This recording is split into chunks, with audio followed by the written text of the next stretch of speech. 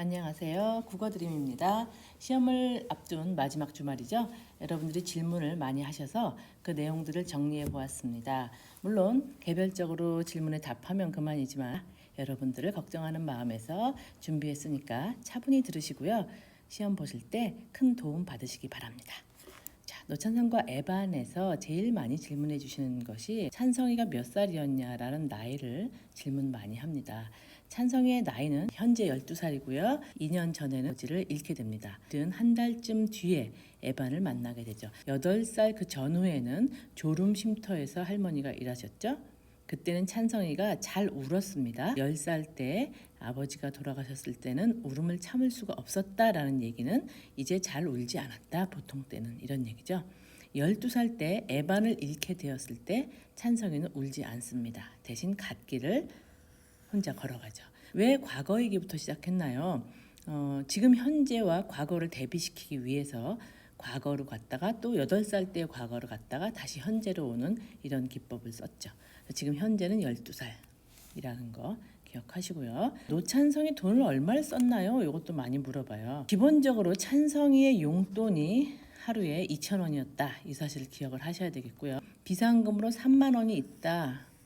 그런데 이 비상금 3만 원은 어디다 쓰게 됐냐면 에반이 아파졌을 때 동물병원에 데려가서 진찰을 받는 데 사용합니다. 그리고 나서 전단지 5,000장 이상 돌려서 번 돈이 바로 11만 4천 원입니다. 휴대폰을 개통하기 위해서 유심칩을 사고 충전기를 사는 데 돈을 사용합니다.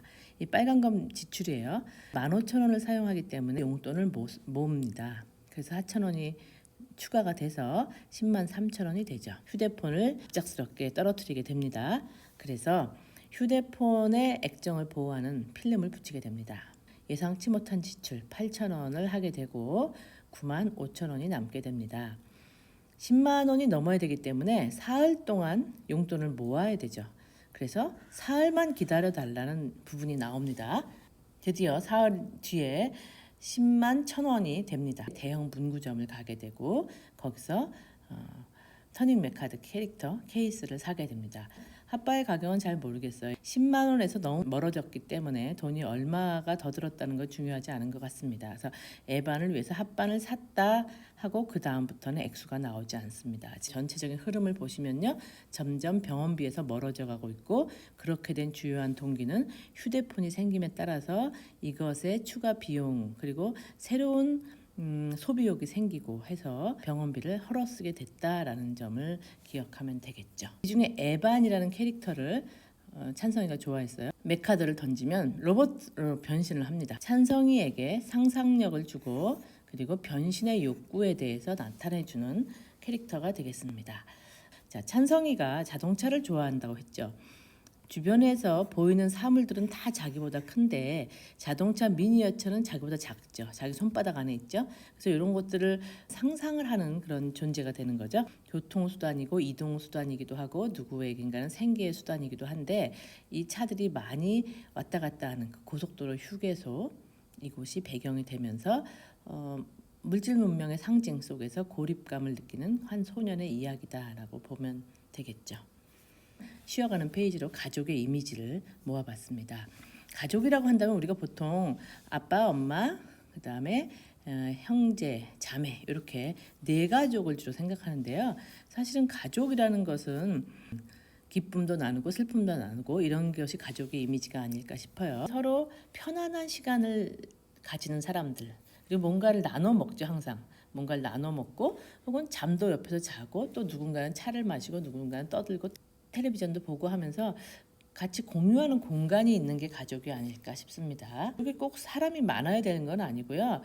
어른과 아이 서로 돌봐주고 돌봄을 받는 존재 이런 게 또 가족이기도 할 것 같습니다. 부모님이 있고 또 아이들이 있고 그리고 누군가는 제일 어린아이를 돌봐주고 있고 나이 차이가 있지만 서로 의지하는 사람들 기쁨이 있을 때 제일 먼저 알려주고 싶고 슬플 때 제일 먼저 가서 말할 수 있는 사람들이 아닐까 싶어요. 또 사람과의 사이에서 말 못하는 것들 그런 것들을 동물과 교감하면서 이렇게 지내는 그런 모습도 보여지고 있습니다. 이 중에 모든 사람들이 다 똑같은 종류의 감정을 교류하거나 좋아하거나 하지는 않을 것 같아요. 서로 가깝고 멀고가 있고 서로 맞고 맞지 않고가 있고 그럼에도 불구하고 하나의 공동체로서 살고 있는 것이 가족인 것 같습니다. 선생님이 이걸 보여주는 이유는요. 노찬성과 에반을 공부하면서 찬성이가 안 됐다. 불쌍한 소년이다 이런 식으로 생각하는 것보다는 할머니와 찬성이라는 가족이 어떤 의미를 가질까 이 생각도 좀 해보시기 바라고 가족이라는 개념이 어떤 게 정상이고 어떤 게 비정상이라는 생각보다는 슬픔 그리고 기대감이 공유되는 공간을 공유하는 삶의 형태 공동체이다라는 것을 얘기해주고 싶어서 이 가족의 이미지를 넣어봤습니다. 가족이라는 건 다양한 형태로 존재할 수 있다. 라는 얘기를 하고 싶은 거죠. 친구들이 질문하는 것 중에 할머니에 대해서 이해할 수 없다라는 얘기를 했는데요. 할머니의 이미지를 찾아봤어요. 제일 근접한 이미지가 이런 이미지가 아닐까 싶습니다. 물론 할머니와 관련돼서 이 담배하고 잔치국수 요것의 이미지를 뺄 수 없죠. 할머니는 과연 나이가 얼마나 될까? 할머니가 몇 살인가? 도대체 몇 살부터 할머니냐 물어봤더니 여러분들이 60이요 70이요 뭐 여러 가지 얘기를 하시고 어떤 분은 손주를 보면 나이와 상관없이 할머니가 되는 겁니다 라고 선생님한테 알려주기도 했어요. 할아버지는 어디 가셨을까? 할아버지가 있었기 때문에 아들이 있었을 거 아니에요. 그리고 노찬성의 아버지 말고 다른 자식은 없나? 이런 생각도 들고요. 할머니의 며느리 즉 찬성이에게 어머니죠. 어디 갔을까? 이런 의문도 생기고 할머니는 젊었을 때는 어떤 분이셨을까? 종교는 무엇입니까? 물론 교회를 다닌다고 했어요. 취미는 어떤 건가요? 건강은 어떠실까요? 할머니가 허리가 아파서 찬성이가 파스를 붙여주는 장면이 있잖아요. 삶이 좀 고달프다라는 걸 알 수 있습니다.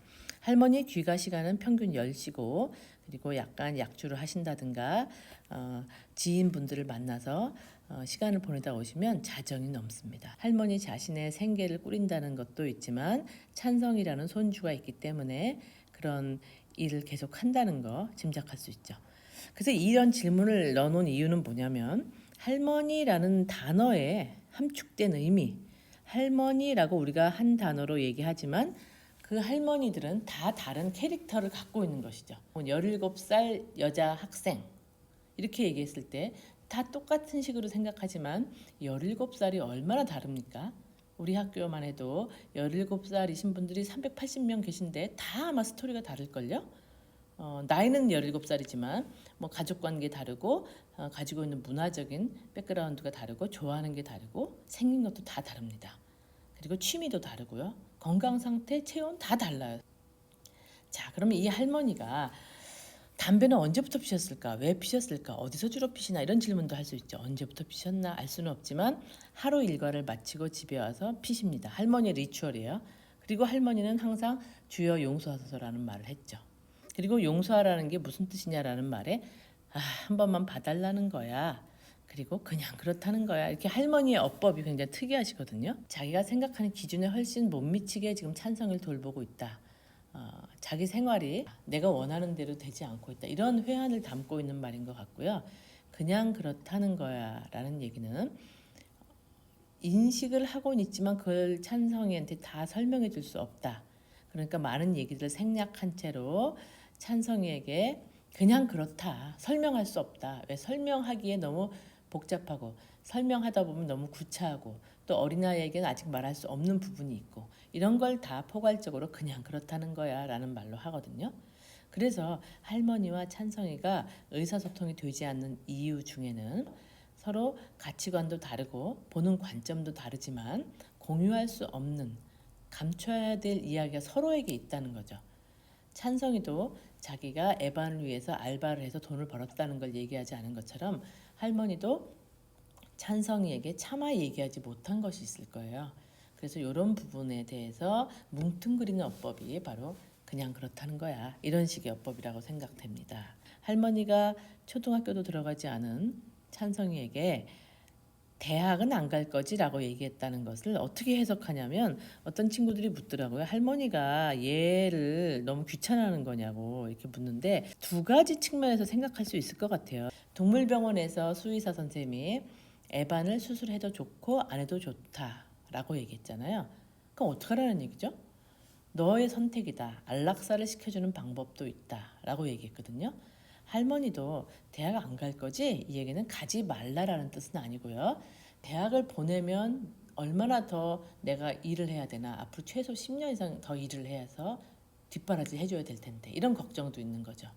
무슨 뜻이냐면 대학을 꼭 가서 찬성이가 성공하고 편한 인생을 살았으면 좋겠다라는 바람과 함께 대학을 가면 앞으로도 더 많이 아껴 쓰고 해야 되는데 너는 가려는 생각이 있는 거니? 라고 물어보는 거예요. 사실 왜 물어봐? 그냥 뒷바라지 해주면 되지. 그것보다는 할머니가 하도 답답하니까 하는 말씀이시겠죠. 물론 안 갈 거지는 가지 말라라는 금지의 뜻은 아니었다라는 거 이해되시죠? 할머니가 말아주시는 잔치국수.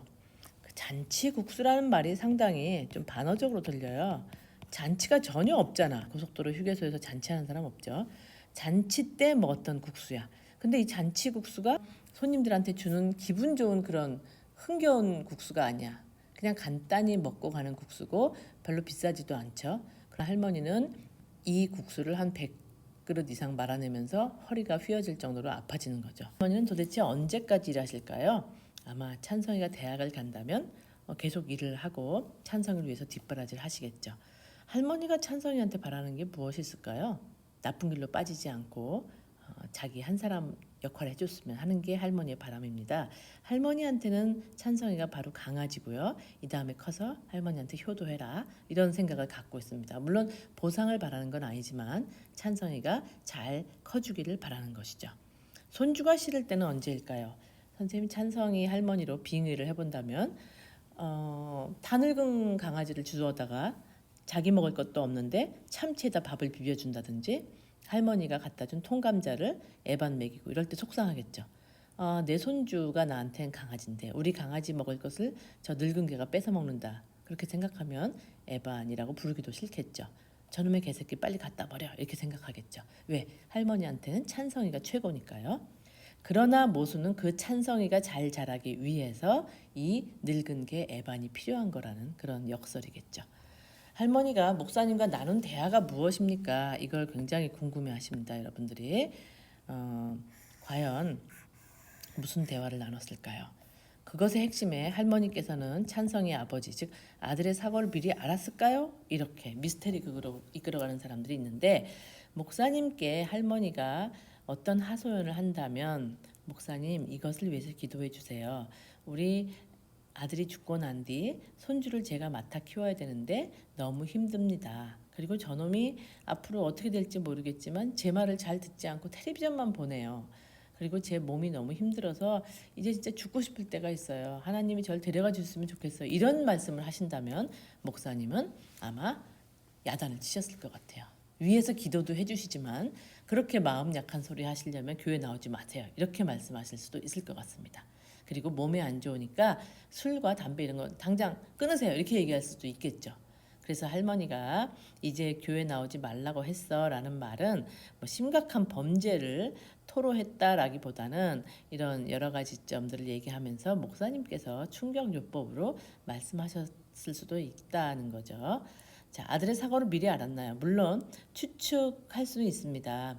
아버지가 그 병을 앓고 계셨기 때문에 제가 앞으로 트럭 운전도 잘 할 수가 없고 병원비가 추가로 들어갈 예정이니 이 모든 것들을 감당하기 너무 힘듭니다. 그러니까 제가 만약 사고가 나거든 어머니 그 보험금 타서 우리 찬성이를 잘 키워주세요 라고 얘기했을 수는 있겠죠. 근데 그건 추측인 거죠. 근데 이 추측을 작가는 설명하지 않고 미묘하게 심어놨어요. 할머니가 범죄를 저질렀다. 아버지한테 잠 오는 약이 든 커피를 마시게 하고 나가서 사고 당하신 거 아니냐 이런 건 너무 지나친 추측이고 여러 가지 개연성 있는 추측 중에 하나일 수는 있겠다 이렇게 보면 되겠습니다. 그래서 할머니는 특별히 나쁜 의도를 갖고 있는 분이 아니시고 찬성이와 의사소통이 좀 안 되고 좀 연로하셔서 피곤해서 집에만 오면 불 끄고 주무시긴 하지만 그리고 찬성이를 섬세하게 젊은 엄마처럼 봐줄 수는 없지만 찬성에 대한 마음은 진심이라는 점 그것은 믿어 의심치 않는 게 좋겠죠. 할머니의 이미지를 찾다 보니까 이런 것들이 있어요. 보통 엄마가 나이가 들면 할머니가 되죠. 할아버지와 같이 계신 분 할아버지가 전화하셔요. 잘 들어갔냐? 이러면 할머니 옆에서 사과 같은 걸 깎으세요. 할머니들은 항상 뭔가를 하고 계시죠. 이 오른쪽 할머니 같은 경우는 굉장히 아늑한 공간을 만들고 그리고 차림새도 노동을 하지 않는 분 같죠? 깔끔한 공간에서 자기만의 시간을 갖는 할머니도 있는가 하면, 그리고 할아버지와 같이 삶을 영위하면서 엄마의 역할을 계속하는 분도 있는가 하면, 찬성의 할머니 같은 경우는 손주를 책임지고 노동하는 할머니의 이미지다. 그리고 이런 삶도 있다.